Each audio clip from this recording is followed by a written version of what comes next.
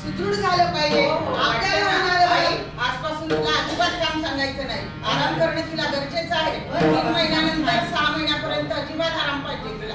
आणि म्हणून म्हणते, काय म्हणते पहा, लोहयुक्त गोळ्या जर मी नाही घेतल्या, गर्भवती असताना धनुर्वाताचं इंजेक्शन नाही घेतलं, कारण लोहयुक्त गोळ्याचा जर आपण फायदा पाहिला तर त्यामुळे शरीरामध्ये रक्ताची वाढ होते आणि बाळाला आणि व्यवस्थित रक्त पुरवठा झाल्यामुळं बाळ सुदृढ जन्माला येतं.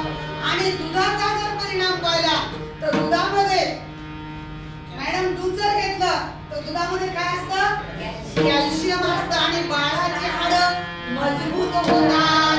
आणि म्हणून दूध केलं आणि लोहयुक्त गोळ्या खाल्ल्या, धनुर्वाताचं इंजेक्शन घेतलं तर माझ्या बाळाला दृष्ट लागण्यासारखं आपलं बाळ होईल. आणि मला जर अशी माझी काळजी जर तुम्ही घेतली, आता उगाचच हो मॅडम पुढे हो हो म्हणू नका. मॅडम गेल्या की आपल्या या विषयाला पूर्णविराम जर तुम्ही देत असाल, मला 1 मिनिट तुमच्या जवळ राहायचं नाही. माझ्या बाळाच्या आरोग्याला, माझ्या बाळाच्या आरोग्याशी आणि माझ्या जीवाशी खेळण्यापेक्षा असा नवरा नसलेला बरा बाई.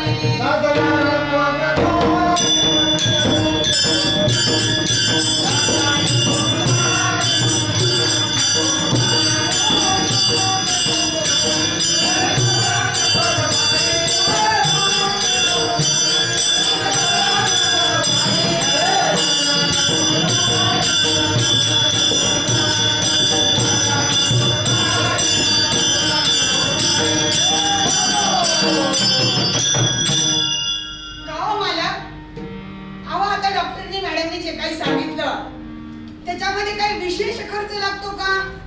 काहीच नाही.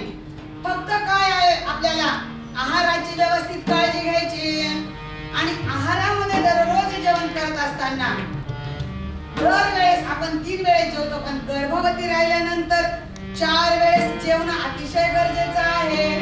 दुपारी 2 तासाची झोप घेणं गरजेचं आहे. आणि आहारामध्ये वरण, भात, पोळी, भाजी, मोड आलेलं धान्य आणि पहा, ज्वारी असेल, गहू असेल, मका असेल, राजमा असेल, रताळे असेल, बटाटे असतील, कारण त्यामुळे माझ्या शरीरामध्ये जी काही कमतरता आहे ती कमतरता परिपूर्ण होईल. आणि अपेक्षित जी काही बाळाचं वजन आहे, बाळाचंही वजन आणि माझंही अपेक्षित वजन आणि बाळाच्या बुद्धीचा विकास होईल. आणि म्हणून काय पहा, नुसताच शरीराचा विकास होणं गरजेचं नाही आणि बुद्धीचाही विकास होणं गरजेचं आहे.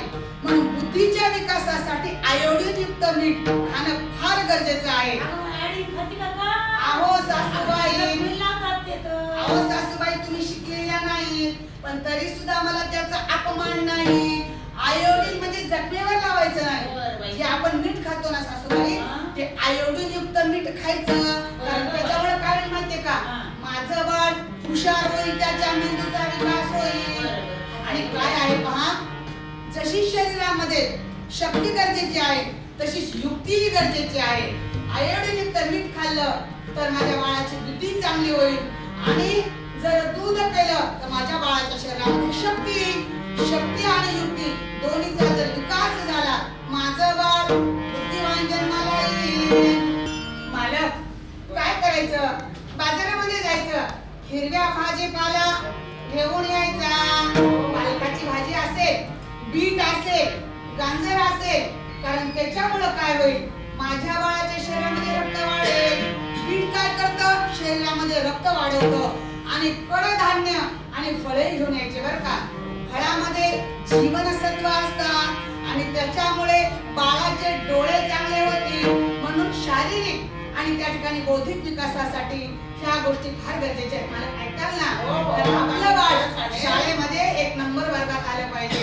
आणि पहा, त्यासाठी काय करावं लागेल, तर दररोज दुपारी 2 तासाची विश्रांती आणि रात्री 8 तासाची विश्रांती घेणं गरजेचं आहे.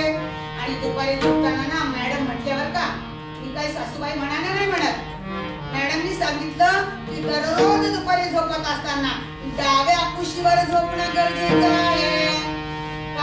का? कारण डाव्या कुशीवर जर मी झोपले तर माझ्या बाळाला नाळेद्वारे रक्त पुरवठा व्यवस्थित होईल. आणि काय आहे पाई, जर तुम्ही माझं बाळांपण जर दवाखान्यामध्ये करत असाल तरच मी थांबते. जर तुम्ही घरी जर बाळांपण म्हटलं नाही तर मी इथे थांबणार नाही. जर बाळांपण घरी करायचं असेल तर मग मला तुमच्या घरी राहायचं नाही.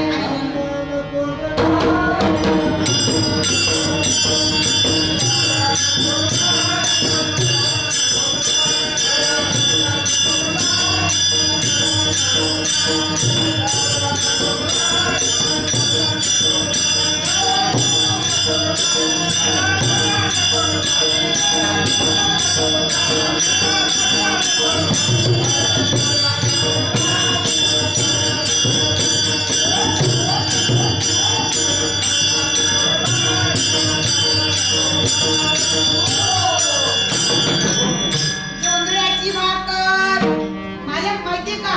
जोंधळ्याची भाकर खायची बर का? जोंधळ्याची म्हणजे ज्वारीची भाकरी खायची. अहो अगं बाई मग काय खातीस? खाऊन खाऊन लठ्ठ होशील. माझं बाळ ना बारीकच राहून जाईल. अहो सासूबाई तसं काही माझे मला तेवढे काही रोडही नाहीये.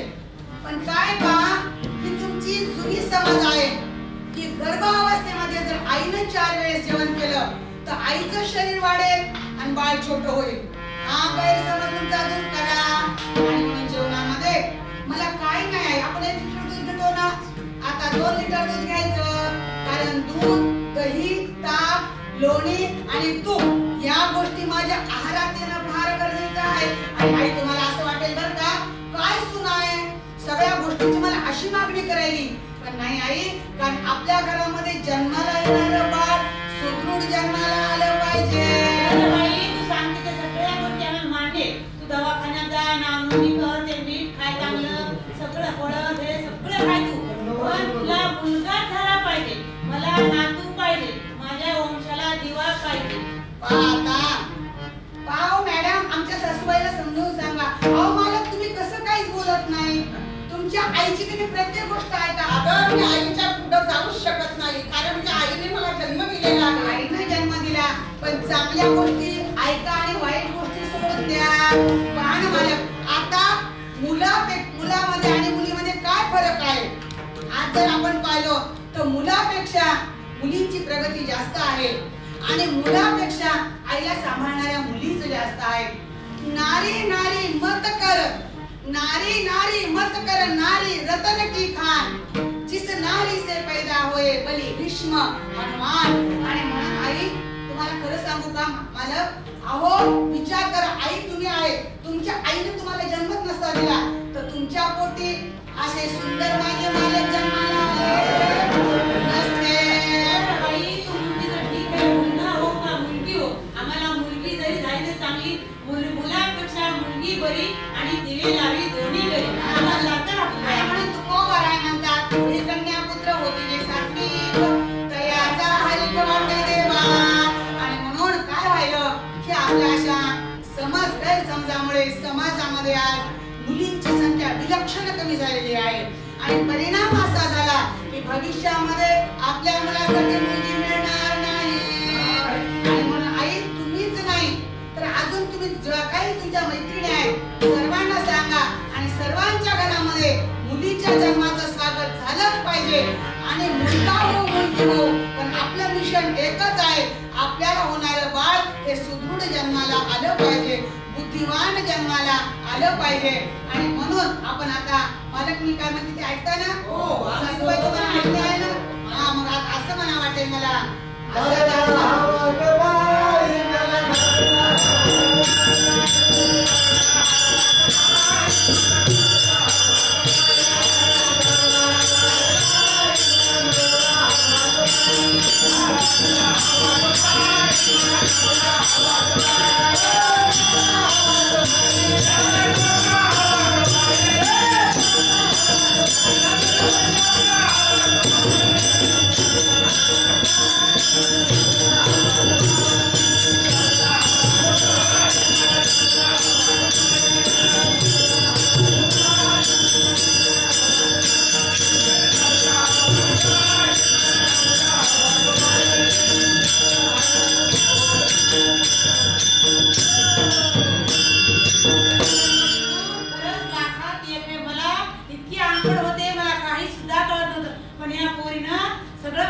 म्हणून आता मी पण माझ्या नातवाची इतकी चांगली काळजी घेईन. नातू हो का नात हो, हे दोन्ही मला चांगले आवडतात. का ना बाई, हे जे काही राजमाता जिजाऊ मिशन आहे, युनिसेफद्वारे जे काही सुदृढ बालकाचं किंबहुना माताच्या स्तनपानाची जी काही माहिती होत आहे, आणि मा जिजाऊ जर नसत्या तर शोभा जन्माला आले नसते.